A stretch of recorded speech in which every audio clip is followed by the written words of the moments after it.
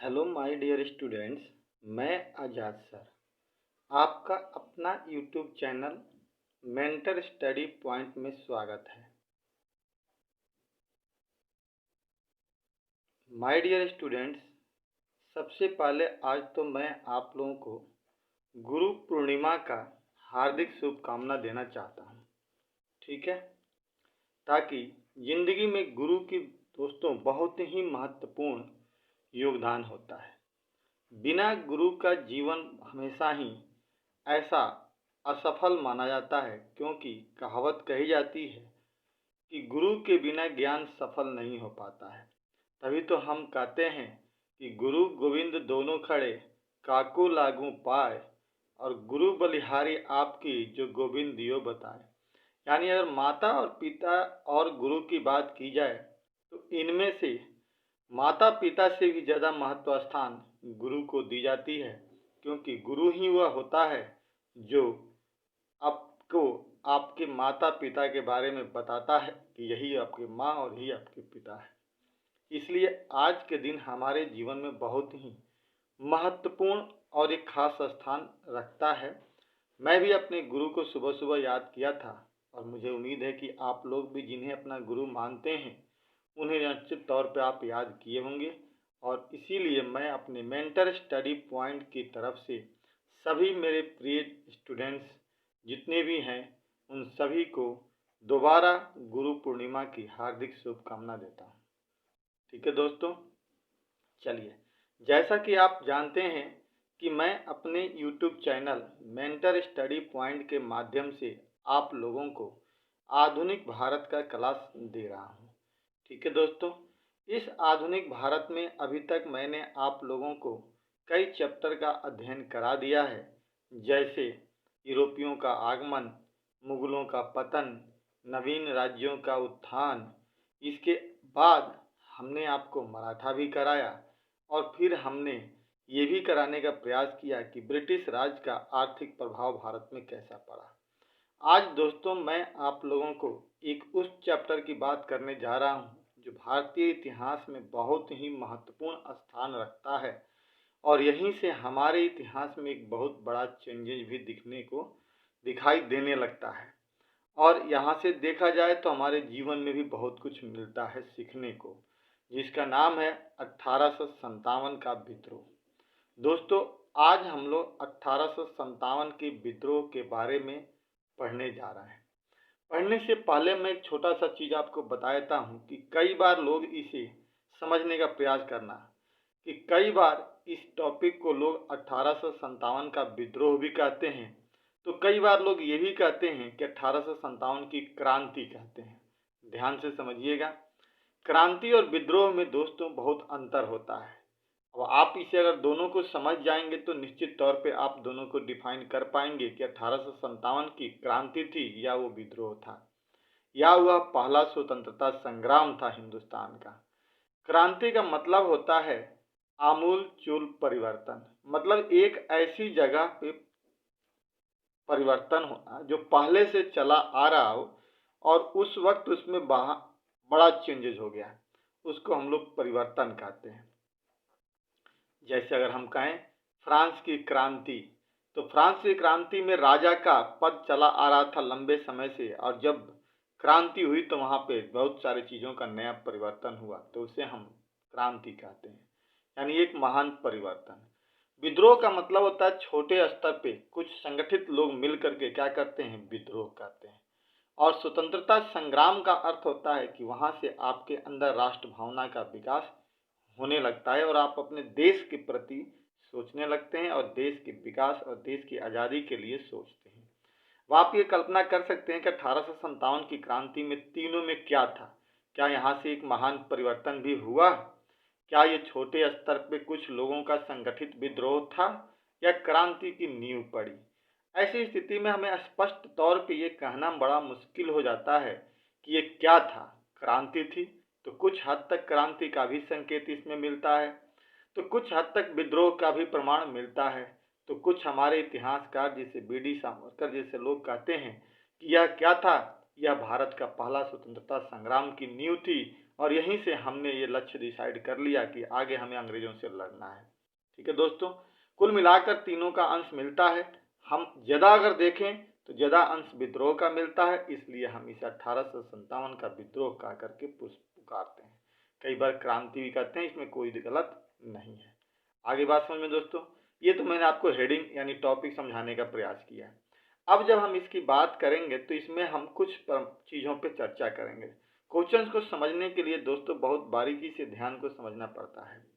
सबसे पहले हम जब 1857 का विद्रोह शुरू कर रहे हैं तो इसमें हम स्वरूप की बात करेंगे। स्वरूप का मतलब होता है कोई नेचर, यानी इस 1857 की क्रांति का नेचर कैसा था, इसकी प्रकृति कैसी थी। स्वरूप का मतलब प्रकृति कैसी थी। क्या यह विद्रोह था? क्या यह हिंदू और मुस्लिम का एक षड्यंत्र था? क्या यह सभ्यता और असभ्यता के बीच में संघर्ष था? क्या अंग्रेज और भारत के सिपाहियों के बीच संघर्ष था? इस चीज को हम समझने का प्रयास करेंगे इसी स्वरूप में। इसी को हम लोग कहते हैं प्रकृति या नेचर।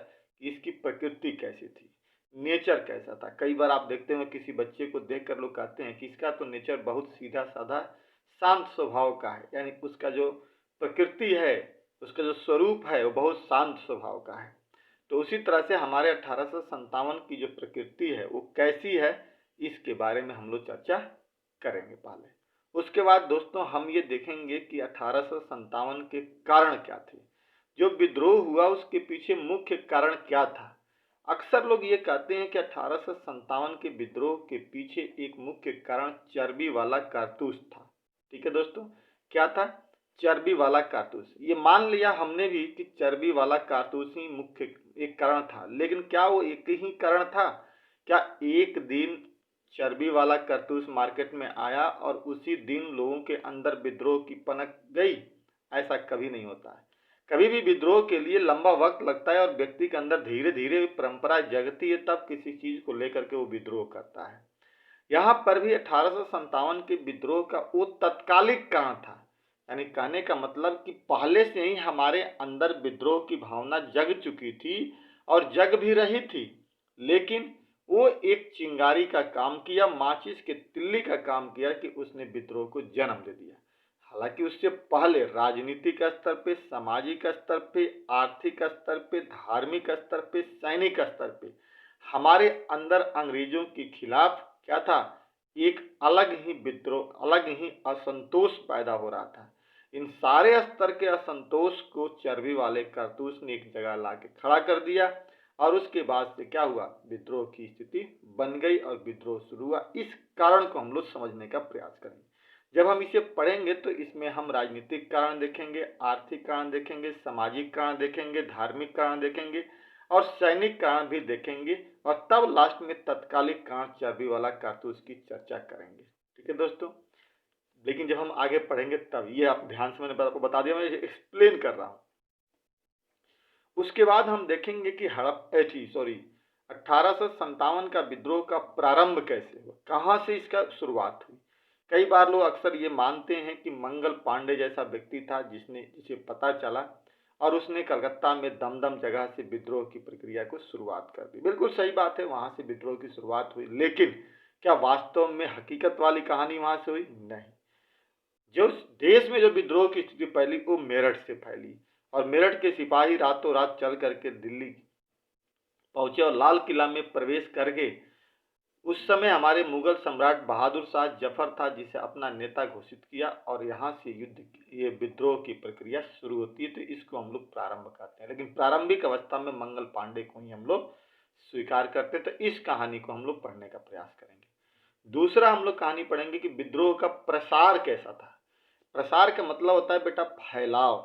क्या ये विद्रोह कहाँ तक फैला? क्या उत्तर भारत तक फैला, या केवल जहां से स्टार्ट हुआ था वहीं तक रहा, या केवल उत्तर भारत मध्य भारत तक रहा, या पूरे दक्षिण भारत में या संपूर्ण भारत में फैला? इस चीज के बारे में हम लोग समझने का प्रयास करेंगे। और फिर फैलने के बाद इसका पतन कैसे हो गया, आखिर ये कैसे खत्म हो गया, इसको भी हम समझने की कोशिश करेंगे।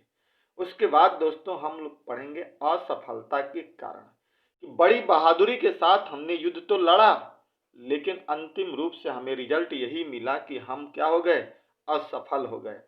तो आखिर इस असफलता के पीछे वजह क्या था? हमारे पास इतनी सेना थी, सब कुछ हमारे पास था, अंग्रेज विदेशी थे, बाहर थे, इंडिया में लड़ रहे थे, उसके बावजूद भी उनकी छोटी सी संख्या हमारे ऊपर हावी हुई और हम इस विद्रोह में असफल हो गए और उनके सामने घुटने टेक दिए। इसके पीछे कारण क्या था, तो इसको भी हम जानने की कोशिश करेंगे कि असफलता हमें क्यों हाथ लगी। क्या हम संगठित नहीं थे? क्या हमारे पास हथियार नहीं था? क्या हथियार होने के बावजूद भी जो हथियार था वो आधुनिक नहीं था, पारंपरिक था? इन सब चीज़ों को हम लोग चर्चा करेंगे यहाँ पे और बड़ी ही समझ में अच्छी तरह से आपको आएगा। फिर उसके बाद हम देखेंगे कि असफल तो हो गए, कोई बात नहीं है, युद्ध हुआ, जीत या हार तो चलती है, लेकिन उसका महत्व क्या हुआ, इस महत्व को हम समझने का प्रयास करेंगे कि 1857 की क्रांति ने यह तो सिद्ध कर दिया कि अब अंग्रेज लंबे समय तक हमारे देश पे शासन नहीं करेंगे। इस एक महत्व यहाँ निकल कर गया, हमारे अंदर राष्ट्रवाद पनपा और थोड़ी हमारे अंदर विश्वास पैदा हुई कि जब हम छोटे लेवल पे लड़ करके अंग्रेजों से कर सकते हैं तो पूरे देश के लोग अगर शामिल हो जाते इस विद्रोह में तो क्या हम वास्तव में जीत नहीं पाते, ये हम देखेंगे। उसके बाद हम देखेंगे कि परिणाम क्या निकला इसका, इस विद्रोह का वास्तविक रूप से क्या परिणाम निकला। तो परिणाम भी इसका, रिजल्ट भी इसका बहुत बेहतर था, क्योंकि अब यहीं से कंपनी के शासन को समाप्त हो जाता है, ब्रिटिश हुकूमत यहाँ पे चलना शुरू हो जाती है। इस कहानी को भी समझने का हम लोग प्रयास करेंगे। तो दोस्तों मेरा कहने का उद्देश्य था, मैंने एक्सप्लेन किया कि 1857 के विद्रोह को हम लोग मुख्य रूप से 7 पॉइंट्स के माध्यम से आपको एक्सप्लेन मैं करूंगा और आपको समझ में आएगा, ये मेरा पूरा वादा है। दोस्तों आज हम लोग एक चीज़ बताते हैं आपको कि आज से हम लोग यूट्यूब पे ऑनलाइन क्लास लेने की प्रक्रिया में लगे हुए थे और निश्चित तौर पे पिछले 1 महीने के अथक प्रयासों के बाद और आप लोगों का सहयोग मिलने के बाद हम इस मुकाम पे पहुंच चुके थे कि अब मैं YouTube पे आपको ऑनलाइन क्लास ले लेता, लेकिन बड़ी दुख के साथ ये बात कहनी पड़ रही है कि कुछ अभी भी टेक्निकल प्रॉब्लम हमारे साथ हो रही है। जैसे मैं आपके साथ शेयर कर देता हूँ कि एक तो मैं अकेला हूँ, तो यहाँ पे 2 व्यक्ति की नीड जरूरत पड़ रही है, एक मैं और इसके अलावा एक व्यक्ति और की। क्योंकि कई बार क्या होता है कि कोई बेल दबा देता है, कोई घंटी बजा देता है, कोई गेट पे आ जाता है, तो इसके संभालने के लिए कोई बाहर का व्यक्ति हो, जब मैं बैठूं तो आपके सामने 1 घंटा बैठूं। एक तो यहाँ प्रॉब्लम हो रही है, दूसरा कुछ टेक्निकल प्रॉब्लम हो रही है, क्योंकि टेक्निकल प्रॉब्लम ये हो रही है कि मुझे भी बहुत कुछ इसके बारे में जानकारी नहीं है। जब मैं शूट आउट करता हूँ तो जो कंप्यूटर का जो फैन चलता है उसकी आवाज़ बहुत घड़घड़ाहट आ रही है, उसके बारे में डिटेल्स जानकारी हमें नहीं मिल पा रही कि उस आवाज़ को हम कहाँ से कम करें। तीसरी प्रॉब्लम ये हो रही है कि नेटवर्क की प्रॉब्लम हो रही है, जो वाईफाई चल रहा है उसमें कुछ दिक्कतें आ रही है, जिसके लिए मैंने तो कॉल कर दिया है। तो ये छोटी छोटी कई ऐसी कारणें हो रही है जिसकी वजह से हम डिले हो गए। लेकिन दोस्तों आपको बिल्कुल निराश होने की ज़रूरत नहीं है, मैं आपके साथ सदैव खड़ा हूँ और जब तक वहाँ पे काम में सफलता हमें नहीं मिल जाती है तब तक मैं आप लोगों को बिल्कुल बेहतर तरीके से समझाने का प्रयास मैं अपनी इस वीडियो के माध्यम से करूँगा और जितना हो सकता है उतना मैं अच्छे से अच्छे एक्सप्लेन करूँगा, भले ही वो मौखिक तौर पे ही सही। आपको पीडीएफ में डाल ही देता हूँ अपना टेलीग्राम चैनल पे, वहाँ से आप पीडीएफ मेरा डाउनलोड कर लीजिए और इस वीडियो को आप ध्यान से देखिए, एक बार की जगह पे 2 बार आपको पूरी कहानी समझ में आ जाएगी और मेरा दावा है कि आपको टॉपिक बिल्कुल क्लियर हो जाएगा। अगर उसके बाद भी अगर कुछ बचता है तो आप निसंकोच हमें फ़ोन कर सकते हैं और फ़ोन करके हमसे पूछ सकते हैं, सर कि ये वाली पॉइंट थोड़ी हमें समझ में नहीं आई। अगर आपके पास 2 मिनट का वक्त है तो आप मुझे बता सकते हैं, तो मैं बिल्कुल ही बता पाऊँगा, बिल्कुल बताने में आपका सहयोग करूंगा, इसके लिए आप निश्चिंत रहें। तो दोस्तों आप जो मेरे साथ जुड़े हुए हैं, तो आप ही के सहयोग से ये मेंटर स्टडी पॉइंट जो है आगे बढ़ रहा है और मैं भी लगातार इसमें प्रयास कर रहा हूं कि मैं इसको और बेहतर तरीके से करूं, लेकिन कुछ सहयोग की भावना और कुछ कमी और कुछ टेक्निकल फॉल्ट की वजह से हम उस चीज़ पे नहीं पहुंच पा रहे हैं जहां हमें अंतिम रूप से पहुंचना चाहिए। तो जैसे मेरा आपसे यही रिक्वेस्ट है कि जैसा मेरा वीडियो पहले से चला आ रहा था वैसे मैं अभी भी हर रोज 2 वीडियो डालूंगा। एक एनसीईआरटी का जिसे आप जरूर देखिए, क्योंकि एनसीईआरटी का मैं एनालिसिस कर रहा हूँ, मैं उसको बड़ी ही आराम से एक एक चैप्टर को 10-10 2-2, 3-3, 4-4, 5-5 वीडियो में मैं समझाने का प्रयास कर रहा हूँ, ताकि आप घर पे अपना नहीं पढ़ पाते हैं तो आप इसी के माध्यम से पढ़ें। और दूसरी तरफ हम मॉडर्न हिस्ट्री को लेकर चल रहे हैं, जो हम लोग 50% मतलब पढ़ने में सफलता प्राप्त कर चुके हैं। अब 50% बचा हुआ है, आगे पढ़ेंगे। इसके बाद जस्ट ही मैं आप लोगों को पॉलिटिकल साइंस शुरू करूंगा, और जहां तक हो पाएगा मैं सारा जीएस जैसे बताया हूं उस हिसाब से मैं कराने का प्रयास करूंगा। और इसी बीच अगर हमें सफलता मिल जाती है यूट्यूब पे तो मैं वहां भी काम करना शुरू करूंगा और ये वीडियो भी आपका जारी करता रहूंगा। तो ये दोस्तों, आपको मुझे अपने इस चैनल के माध्यम से एक संदेश देना था। बिल्कुल आप निराश मत होइएगा और बिल्कुल मत घबराइएगा कि हम ऑनलाइन नहीं पढ़ पा रहे हैं। हम ऑनलाइन नहीं पढ़ पा रहे हैं, सिर्फ फेस नहीं देख पा रहे हैं, बाकी मैं वही कहानी बता रहा हूँ जो मैं वहाँ पे भी बताऊँगा और यहाँ पर भी उसी कहानी के माध्यम से पढ़ा रहा हूँ। बिल्कुल कोई अंतर आपको दिखाई नहीं देगा। ठीक है दोस्तों, तो यहीं पर रखते हैं। अभी तक अगर आप लोगों में से कोई व्यक्ति मेरे चैनल को सब्सक्राइब नहीं किया है, अपने चैनल को तो प्लीज़ सब्सक्राइब कर दीजिए और दोस्तों के बीच में ज़्यादा से ज़्यादा शेयर करने का प्रयास कीजिए। तो दोस्तों, हमने 7 पॉइंट के अंतर्गत विद्रोह करने का प्रयास समझने का कोशिश की। इसमें हम सबसे पहले थोड़ा सा बात करते हैं परिचय की। यहाँ से बाबू आपके कई क्वेश्चन पूछे जाते हैं, कई बार क्वेश्चन पूछे जाते हैं। कई बार तो ये क्वेश्चन पूछा जाता है कि जब 1857 का विद्रोह भारत में हो रहा था तो उस समय इंग्लैंड का प्रधानमंत्री कौन था। तो ये एक क्वेश्चन आता है। पाल्मस्टन जो भारत का में विद्रोह के समय इंग्लैंड में वहां का प्रधानमंत्री था। पहला क्वेश्चन क्लियर। दूसरा क्वेश्चन पूछा जाता है कि जब यहाँ पे 1857 का विद्रोह हुआ उस समय भारत का गवर्नर जनरल कौन था। तो लॉर्ड केनिंग था उस समय भारत का गवर्नर जनरल। एक तो ये भी याद कर लेंगे। तीसरा, विद्रोह के समय कंपनी का मुख्य सेनापति कौन था। तो जॉर्ज एनिसन था, ये याद रखिएगा। और विद्रोह प्रारंभ होने के बाद नियुक्त सेनापति कौन हुआ। तो कैंपबेल हुआ, ये भी याद रखिएगा। और जब 1857 की क्रांति हुई तो उस समय भारत का मुगल सम्राट कौन था। तो बहादुर शाह जफर था। और यही व्यक्ति 1857 के विद्रोह का हमारा नेता भी था। यानी कुल मिलाकर 5 पॉइंट है बेटा, और 5 पॉइंट से आपके यहाँ पे क्वेश्चंस बनते हैं, इसलिए आप इसे याद कर लीजिएगा, ये मेरा आपसे रिक्वेस्ट है। चलिए आगे हम लोग बात करते हैं। अब स्वरूप की बात करते हैं। जैसा कि मैंने जस्ट पहले ही बताया कि स्वरूप का तात्पर्य होता है प्रकृति से। प्रकृति का मतलब अगर हम कहें कि किसी का नेचर से, यानी उसका नेचर कैसा है, उसका व्यवहार कैसा था, इस चीज को हम लोग समझने का प्रयास करते हैं। तो 1857 की क्रांति का व्यवहार कैसा था, कैसा लग रहा था। क्या ये लग रहा था कि 1857 की क्रांति हमारे देश की प्रथम स्वतंत्रता संग्राम सिद्ध होगी। क्या ये हमें लग रहा था कि ये हिंदू और मुस्लिम के बीच का एक षड्यंत्र हो रहा है। क्या ये हमें लग रहा था कि हम इस विद्रोह के माध्यम से अंग्रेजों को भगा पाएंगे। क्या ये लग रहा था कि इस विद्रोह के बाद एक नई परिवर्तन होगी। तो ये सारी चीज़ों को हम लोग समझने की कोशिश करेंगे और इसके बारे में अंग्रेज क्या लिखते हैं वो भी हम जानने का प्रयास करेंगे। ठीक है दोस्तों, चलिए तो देखते हैं। भारत में अंग्रेजी सत्ता की स्थापना के 100 वर्ष पूरे होने की पूर्व संध्या पर, 100 वर्ष बाबू कहने का मतलब मेरा ये है कि मैंने आपको पढ़ाया है कि अंग्रेज भारत में अपना पैर तभी जमाने में सफल हुए जब प्लासी के युद्ध में वो सफल हुए थे। और 1757 में प्लासी की युद्ध हुई थी और ठीक 100 साल बाद 1857 में विद्रोह हो रहा है।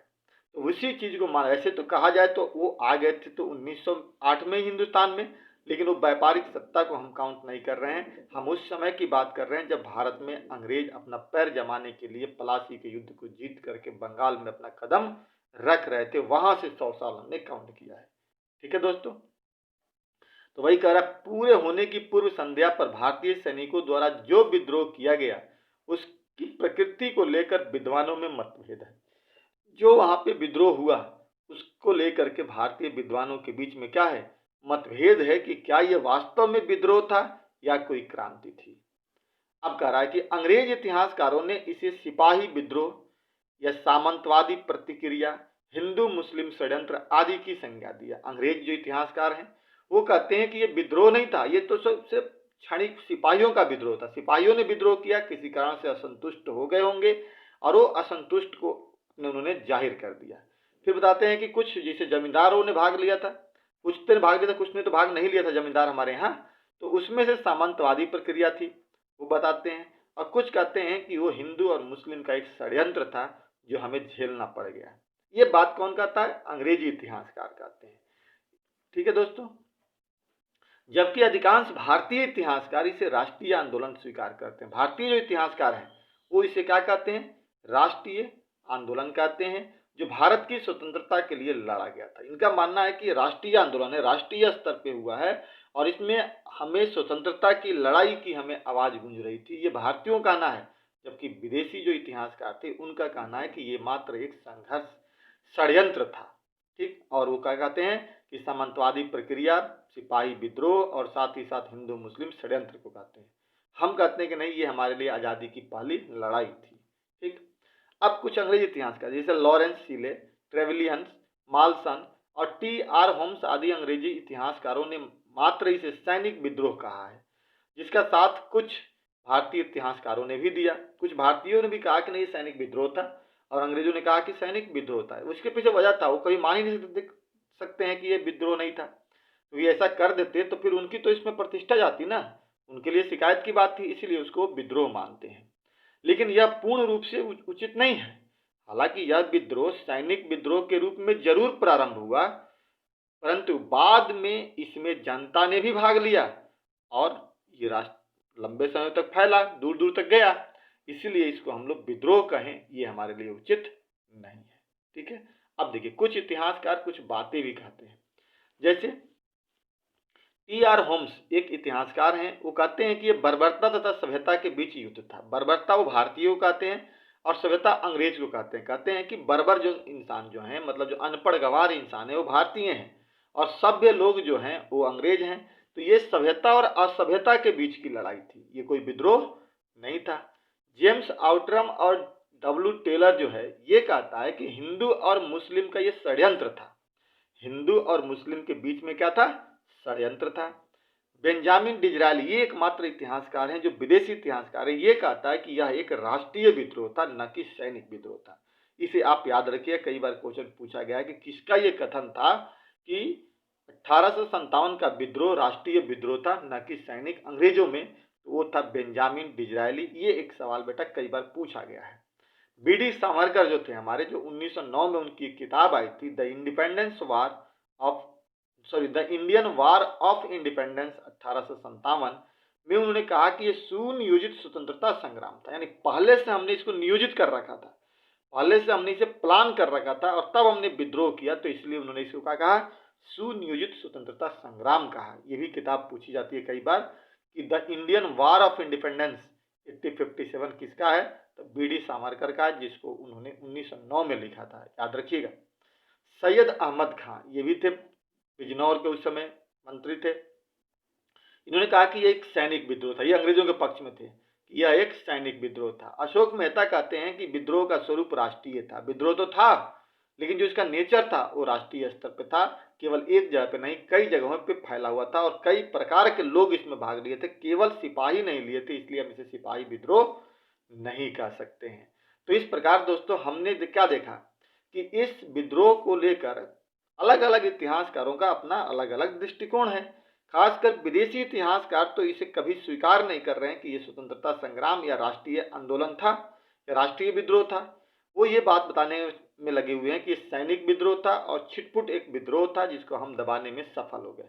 वहीं अपने भारतीय इतिहासकार का मानना है कि नहीं, ये स्वतंत्रता संग्राम की पहली नींव थी या यह राष्ट्रीय आंदोलन था, राष्ट्रीय विद्रोह था, जो एक आगे चल करके स्वतंत्रता संग्राम में कन्वर्ट कर देता है।